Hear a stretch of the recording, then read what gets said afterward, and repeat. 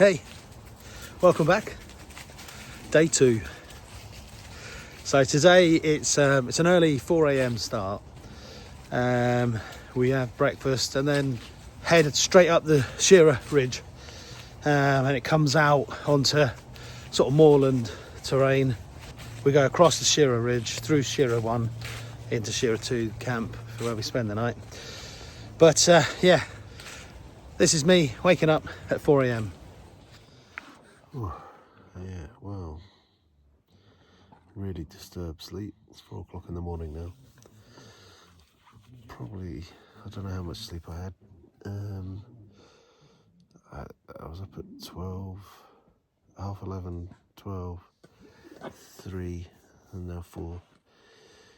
I went for a wee at some point in my bottle. I couldn't be bothered to get out. I needed my sleeping bag. It got very cold. But otherwise I'm alright. The mattress did alright. It wasn't an uncomfortable sleep, it was just a bit bunged up. So, you know, when you have to put your head at the right angle, otherwise you just get more bunged up. It was a good night, I think, but my watch has told me that I'm ready. My readiness is for training is 1 out of 100.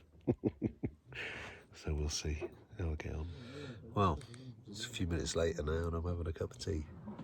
I figured I'd better do that and help clear my sinuses.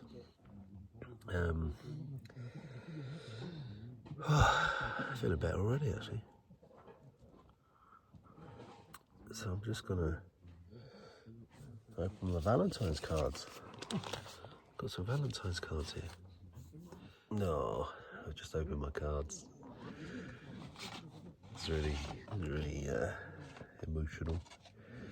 It's just like when you watch these programs and they're on reality shows and then they have a day where they're allowed to see letters from the family. It's a bit like that. Lou's written a little bit of an essay. And she said that I'm not too tired by it all because I'm only on day 2. I'm knackered, but we'll see.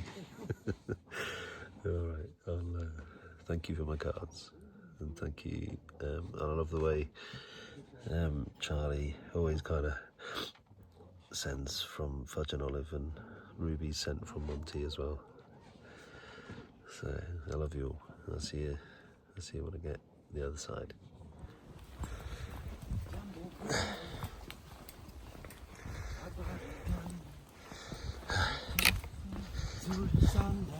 That's what we need, some music.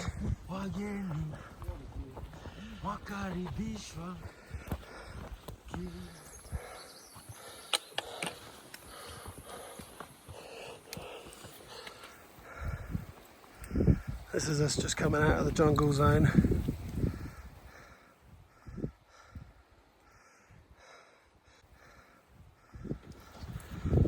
What is down there?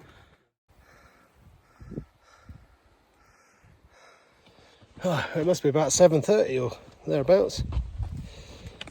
We've just come out of the jungle now, but we're on the edges of it. Been going up and down for the last half an hour. Whew. Quite tiring, but the views are amazing.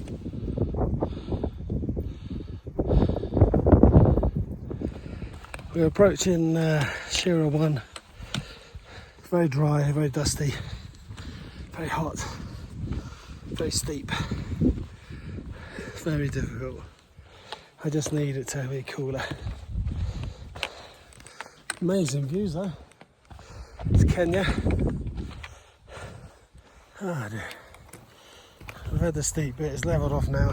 Hopefully arrive in Shira Camp 1 soon. Oh look, here he is.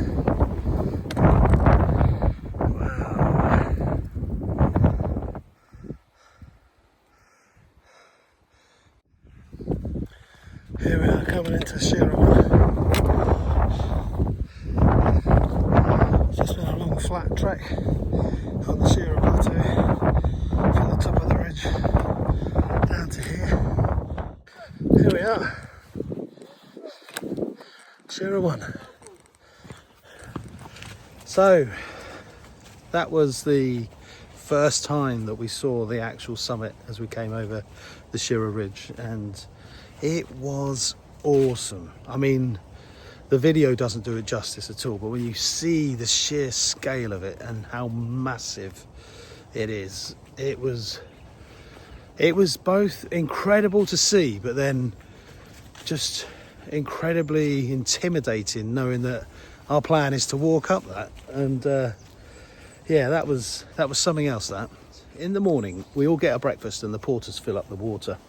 There were various water bottles, and the guy that did mine, he just didn't know how it worked, and so he kind of compromised the seal. It's one of these water bladders that you put in your backpack with a hose coming out, and he compromised the seal at the top, and because of that there was some kind of air getting in. The lead guide was in a hurry for us to get going. I think he wanted to be helpful, but he was shoving the bladder into my backpack, and it was snagging on something that was in my backpack that he didn't know, and just, I don't know. But basically the connector between the hose and the bladder itself, that was compromised.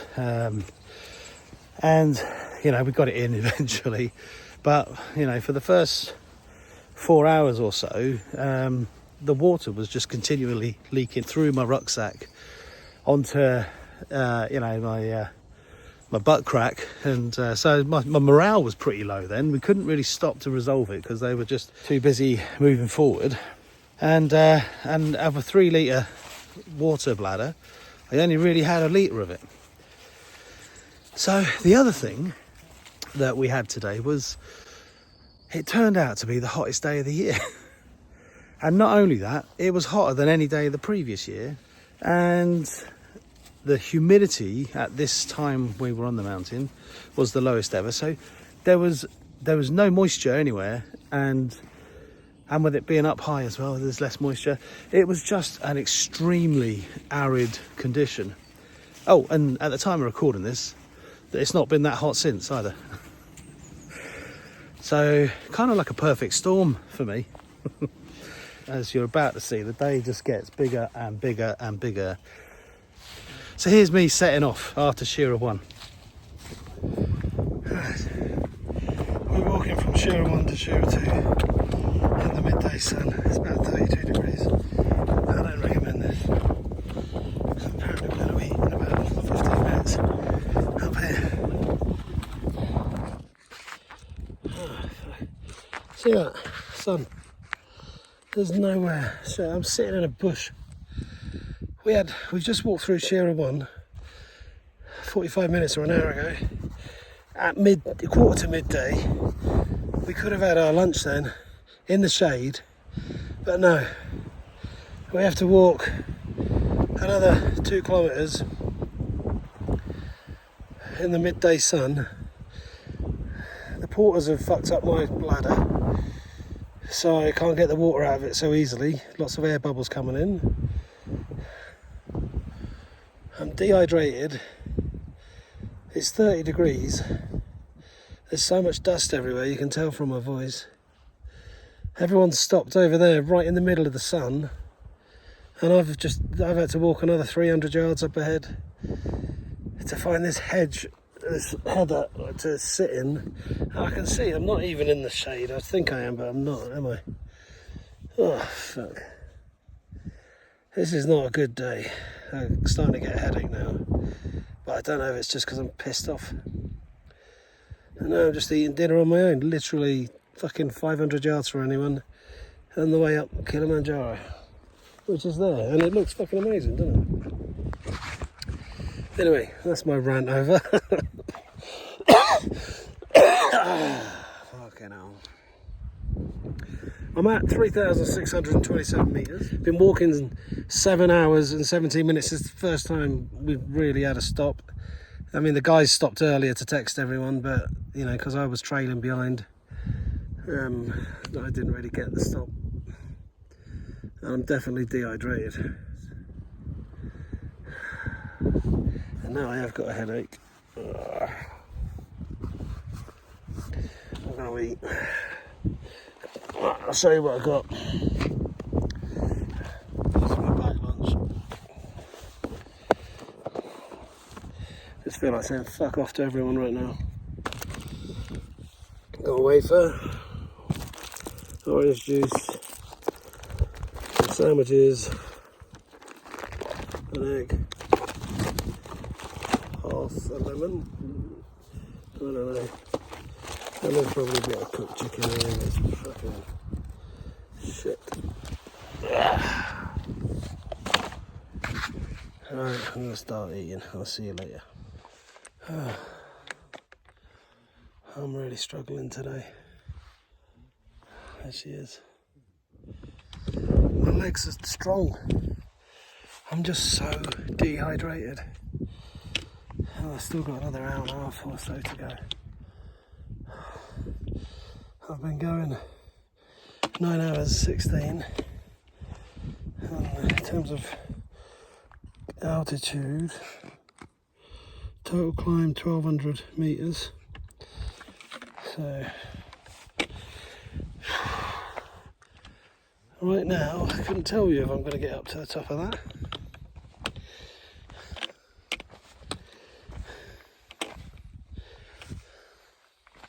I think today's really fucking knackered me, and I don't think it needed to. I hope I have a good sleep tonight. Oh, I felt sick then. Maybe that is altitude. Anyway, I better crack on. Right. I can see shadows. I've been praying for them. These are the amazing porters. How on earth they do it, I will never know. Jumbo!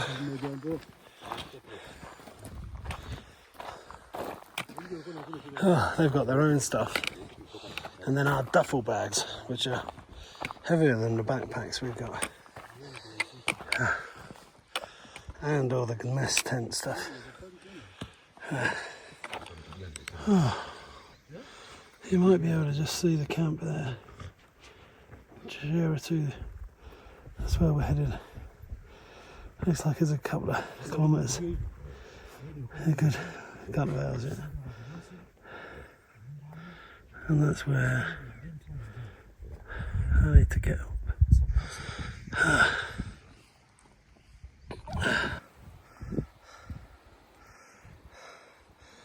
Nearly there. See the clouds coming in. I just want to be in those clouds. There it is, just there. 15 minutes away, I reckon. What a day. So dehydrated. Literally never felt so dehydrated. I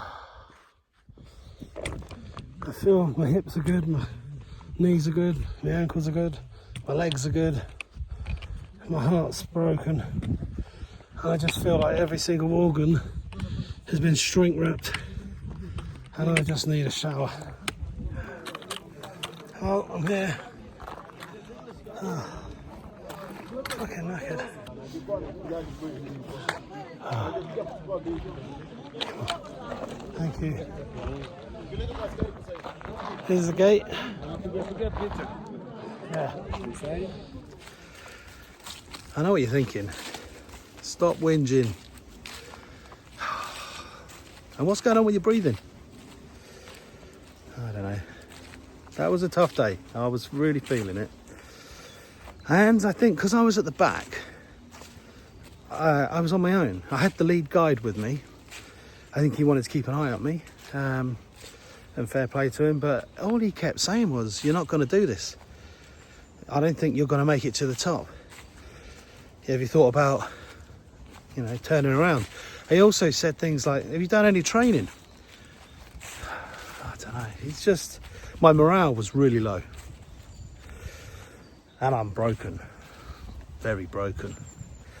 But look, here's the thing. It's going to get a bit more awkward now. Because you're about to see a 50-year-old man proper breakdown. So if you need to get a cushion to hide behind, you better get it now.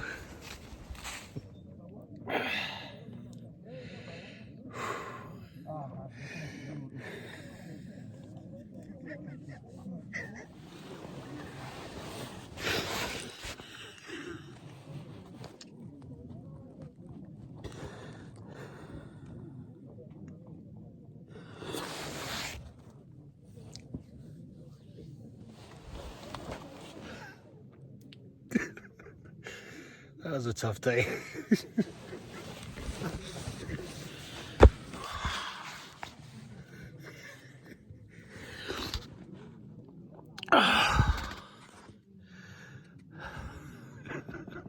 Don't even know where to start.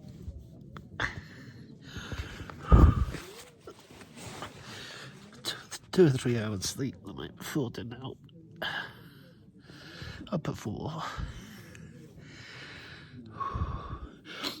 Quickly got up to about 25, 28 degrees, and then we got just straight up a really steep hill. Obviously, it's, you know, fucking big mountain, isn't it?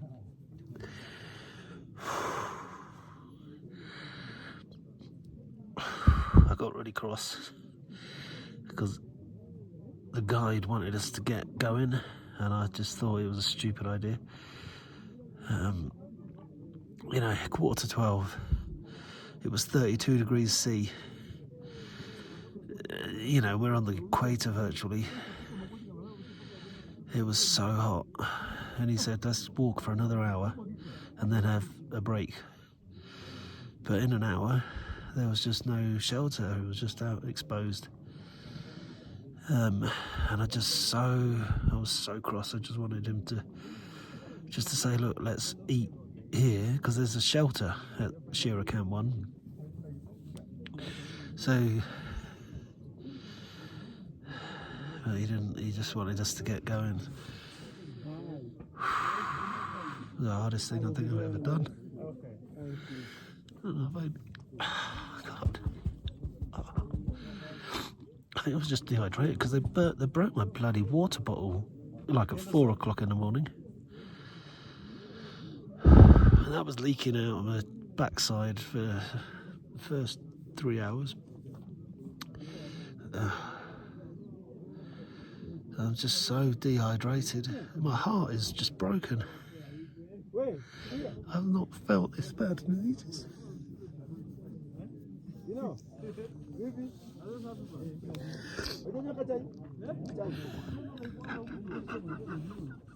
Still got 2,000 meters to go.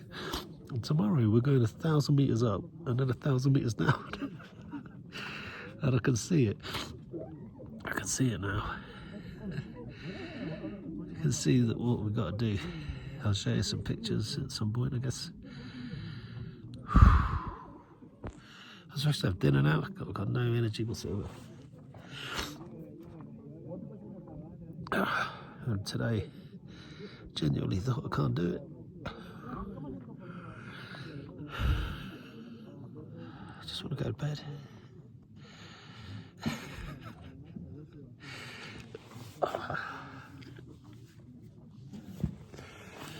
I feel like the summit's been stolen away from me because of a bad decision.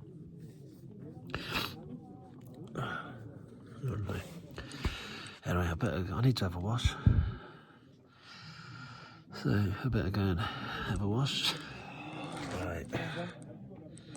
I'll see you later. Yeah, a broken man. Well, I think, yeah, I was proper feeling it, wasn't I? I mean, look, I did break. You know, if you ask Louise, my wife, she'll say there's a bit of me that's still broken. And that's probably true. I think day 2 was the first day that I started feeling really alone on that mountain. I trailed behind the group that I was with, and the one person that was there that could have been saying, you got this, keep going, you know, put one foot in front of the other, poly, whatever, he was just telling me, nah, you're not fit, you're not going to make it. And I, just in defiance, had to just keep going, and I think that just hurt, really. I was able to get some phone reception that night, but not enough to have a whole conversation. It's really bizarre. Only some text messages go out and some come in. And, well, the phone conversation didn't really work at all. So Lou, at this point, knew I was struggling, and not a lot she could do about it right now. And so the best thing I can do now, rehydrate, get good food inside me, get some energy, get some good sleep, and hope I feel better tomorrow. What will Lava Tower Day have in store for me? Lava Tower is a massive day. Have I got it? Oh.